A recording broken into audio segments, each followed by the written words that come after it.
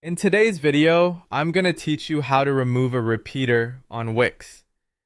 This might seem a little daunting if you're new to Wix or web design in general, but don't worry, I'll guide you through each step of the process to ensure it's straightforward and manageable. Firstly, make sure you have your preferred web browser open. It might be Google Chrome, Firefox, Edge, or any other browser that you're comfortable with. Once you're ready, head on over to your browser's address bar and type in wix.com.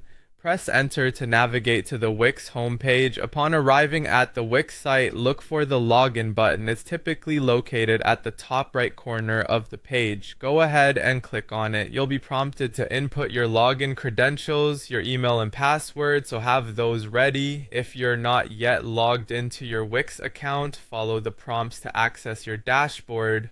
Once you're logged in, navigate to your site's dashboard. Here on the dashboard, select the Edit Site button. This action will take you to the website editor where you can make changes to your site's layout and content. Now that you're within the Wix editor, focus on locating the repeater you wish to remove. A repeater in Wix is a tool that helps display content in a structured, repeated format. It's often used for showcasing lists such as testimonials, product displays, or portfolios. Click on the repeater you wish to remove. You'll notice a blue outline appear around it, signifying that it's currently selected. Next, with the repeater still selected, perform a right click on it. This action will bring up a context menu which provides you with various options related to the selected element. Look through the options presented and click on Delete.